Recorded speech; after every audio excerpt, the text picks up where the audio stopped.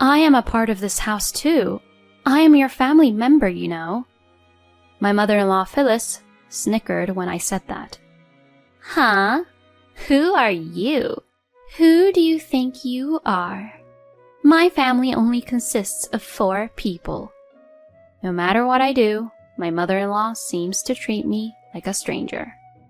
I ran out of patience and decided to go back to my parents' house. When my parents heard what I had to say, they were furious. I will have a nice chat with them. But I calmly replied to my parents, Don't worry, I've already got my revenge from them. My name is Brianna. I'm 34 years old and I work from home. I recently got married to a man named Todd. We met at a matchmaking party held by my friend. Working from home, I rarely met anyone, and my friend, who was worried about that, set up the matchmaking party for me. All my life, I have been devoted to my studies, and my love life was secondary. Even after I became an adult, I continued to focus on work and didn't prioritize my love life, so before I knew it, I was almost turning in my 30s without having any experience in love. Then, I met Todd at the matchmaking party I attended. He was very bright, and he stood out at the party. I was very nervous because it was my first time to attend a party like this, but he talked to me a lot, and I was able to fit in well thanks to him. Then we changed seats, and everyone started talking to their neighbors, and I ended up next to Todd. So we talked about a lot of things. Huh. Brianna, you work from home. That's so cool. It sounds like what people would do nowadays. Oh, you think so? Personally, I think it's pretty dull. That's not true. You should have more confidence in yourself. I was glad he complimented me like that. And he even asked me out on a date. I had been attracted to him from the party, so I said yes to his date request and we went out together on our day off. He was very interesting to talk to, and he kept leading me and pulling me along to do some things on the date. I was quite reserved when it came to romance, so I think a type like him was a good match for me. We even got married a year after we started dating. I was surprised that I got married much quicker than I had imagined. But I was very happy that he proposed to me and I wanted to marry him. Besides, I felt like I was at the right age to marry him, and I think he had that same idea in mind. Well, that's what I at least thought so at the time. Then we greeted each other's parents. There I met my in-laws for the first time. Hi, it's nice to meet you. I'm Brianna. Hi, nice to meet you. We are Todd's parents. Thank you for marrying such a boy like him. Hey, Mom, what do you mean? Oh, you're right. I used the wrong word. Thank you for marrying such a guy like him. What? That didn't change anything. I was so amused by the exchange between him and his mother that I let out a laugh.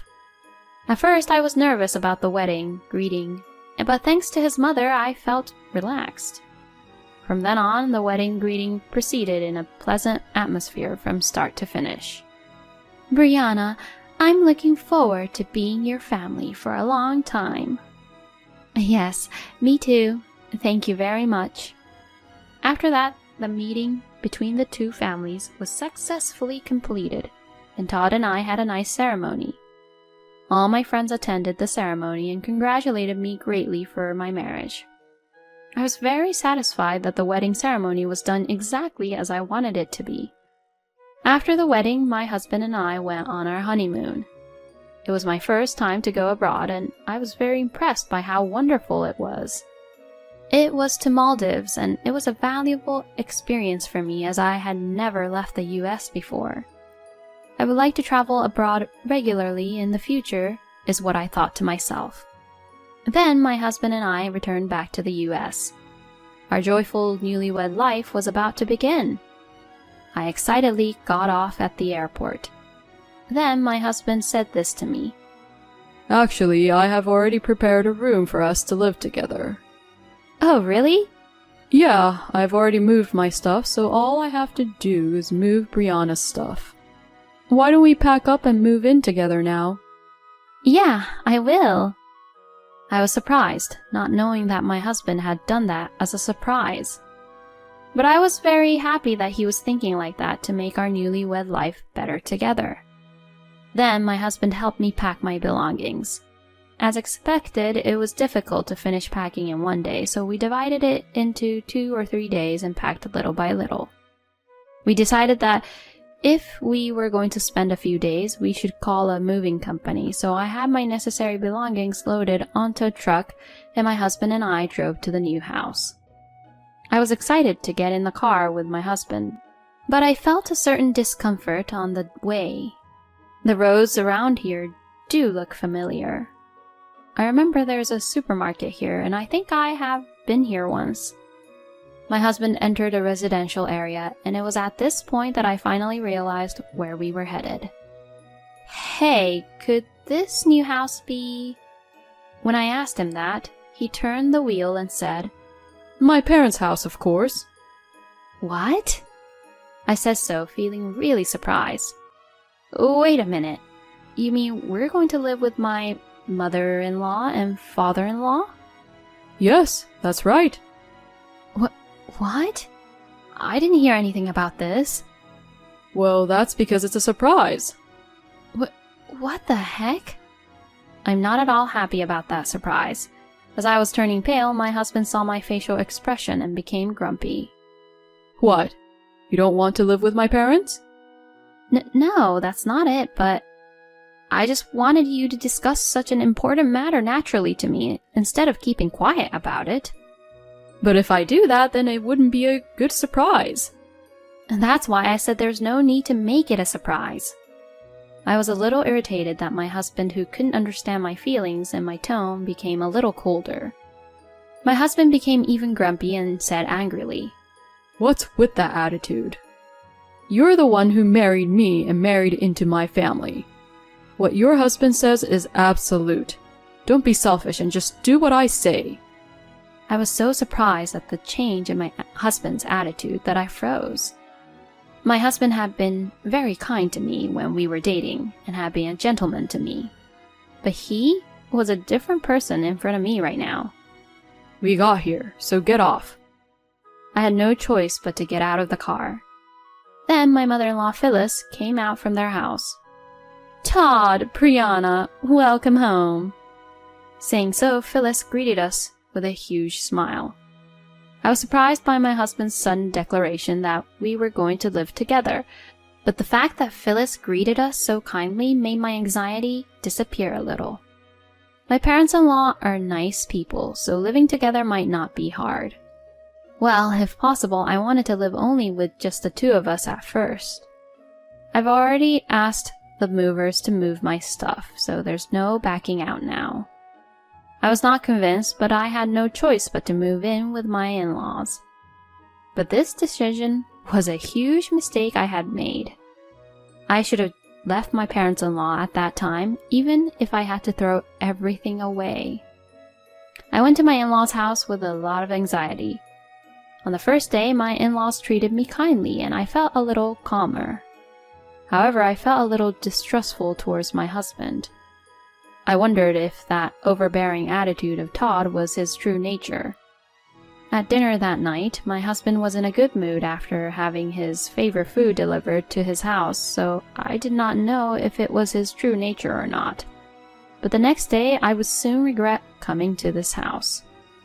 When I woke up in the morning and went to the living room, Phyllis had a scary look on her face. Good morning. I thought she might be angry, so I greeted her quietly. But Phyllis did not respond back and ordered me to make breakfast as soon as possible. When I was being stunned, Phyllis looked annoyed and yelled at me. Why are you just standing there? Get moving. Prepare breakfast. I had no choice but to stand in the kitchen after being yelled at like that. But I didn't know where the cooking utensils and seasonings were, and I didn't want to be asked to cook a meal for the family all of a sudden. As I fumbled around, Phyllis let out a deep sigh. Oh, no. You can't do any housework at all, can you? You are useless as a wife.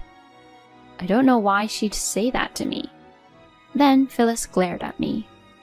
What's with that face? Huh? You're making a face like you're trying to go against me. Oh, no. You're a cocky wife, you know. You've married into this family, and you have to do as we tell you to do. I was completely speechless. Phyllis was making the same comments as what Todd had said yesterday. Perhaps the true nature of the people in this house is the same for everyone, and they intend to treat the wife as slaves. As I was preparing breakfast with this thought in mind, my husband and father-in-law, Dan, woke up. My father-in-law said one word. Coffee. As I was concentrating on preparing breakfast, I heard Dan's angry voice. Hey, you! I said coffee. Can you not hear well? Dan apparently said that one word coffee to tell me to prepare coffee. I was surprised, but quickly prepared the coffee. My goodness, what a useless wife you are. I guess you haven't done any housework in your life, have you? Dan sipped his coffee while saying such a thing. I realized that not a single person in this house was on my side, and for the rest of the day my in-laws were always trying to bully me. You're the housewife, so it's natural that you have to do all the housework. It's only natural, since Todd is the one who feeds for you. My in-laws would say things like that. I explained many times that I work from home, but they would not listen to me. My husband's goal seemed to be to take me to my in-laws and use me as their housekeeper, and they didn't even feel guilty at what they were doing to me. You better listen to my mother and father. If I hadn't married you, no one would have taken you in as a wife. My husband would often verbally abuse me like that, and every single time I heard him say those things, I got depressed. When I didn't rebel and did as they said, my in-laws got more and more out of line and stopped treating me like a person.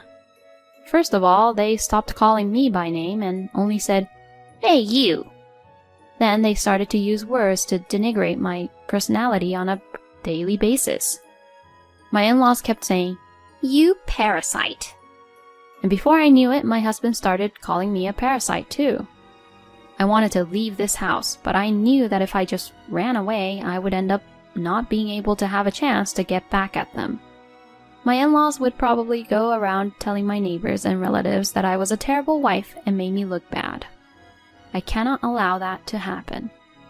I was actually looking for an opportunity to revenge on my in-laws. That's why I've been going through these hardships. In the midst of all this, something happened that was indeed unbearable for me. It happened one day. My husband unusually asked me to make a reservation at a fancy restaurant. Normally, I would think this was just an order, but it was almost my husband and I's wedding anniversary. I was surprised because I didn't think my husband would remember our anniversary. I was just a little bit happy and tried to call and make a reservation. But when I tried to make a reservation for 2, Phyllis suddenly snatched the phone away from me. "Please make a reservation for 4 people." She then hung up the phone. "What are you doing?" I said as I asked her to give me the phone back. Phyllis replies, "You made a reservation for 2 people. Are you an idiot?" But my husband and I were celebrating our wedding anniversary that day. When I said that much, Phyllis interrupted me and said, "What? What are you talking about? Who cares about that? My daughter who studied abroad is coming home that day, so we're all going out for dinner as a family." Excuse me? Apparently, my mother-in-law was planning to go to a restaurant not with me, my husband, and my father-in-law, but with them and my sister-in-law. I was completely appalled. I am a part of this house too. I am your family member, you know. My mother-in-law, Phyllis, snickered when I said that. Huh? Who are you? Who do you think you are? My family only consists of 4 people. You're just a slave, a housekeeper. Don't ever get the wrong idea. No matter what I do, my mother-in-law seems to treat me like a stranger. Since I ran out of patience, I decided to go back to my parents' house. I then packed my bags and went to my parents' house while my in-laws went to the fancy restaurant. My parents were surprised to see me arrive with my large luggage. I explained to my parents about my life at my in-laws until now.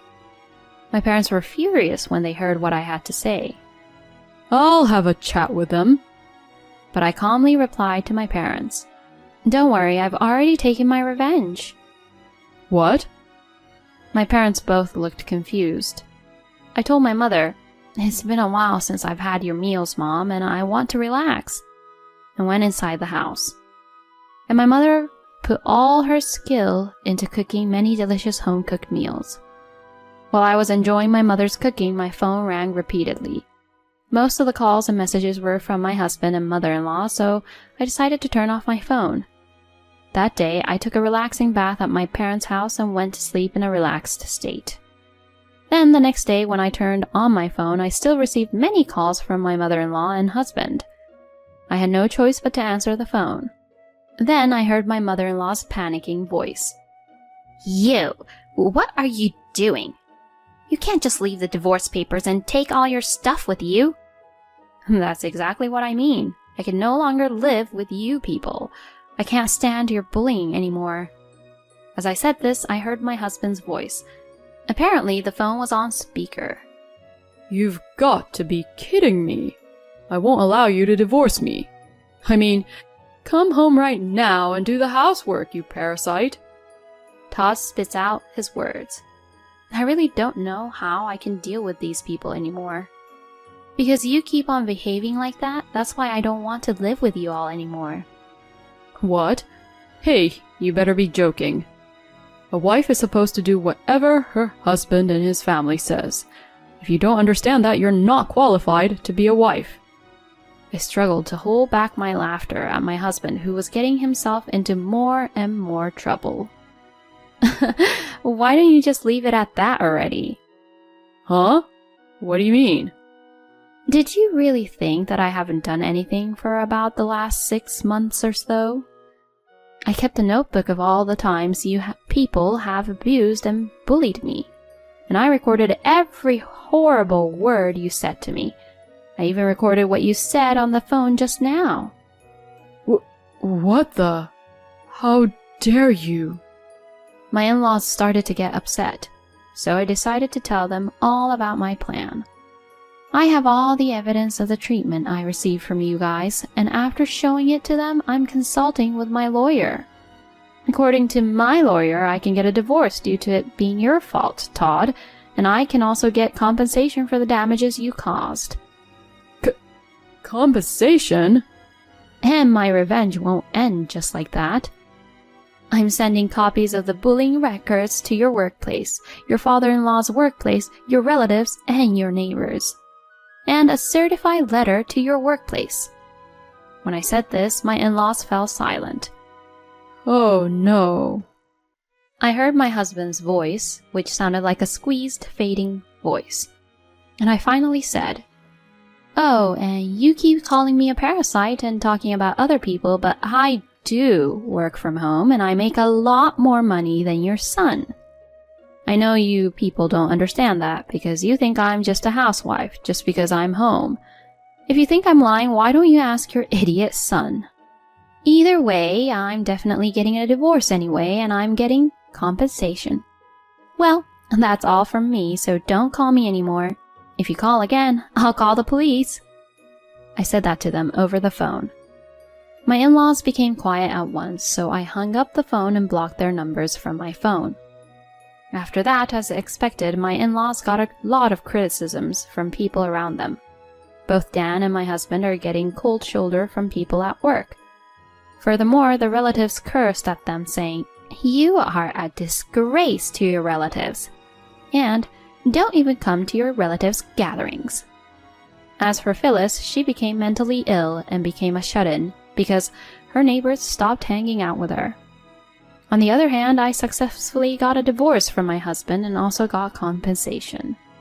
I am now working from home at my parents' house and enjoying my days, occasionally traveling abroad with my parents. I will continue to take my parents to various countries to take care of them as their daughter, while working hard at my job.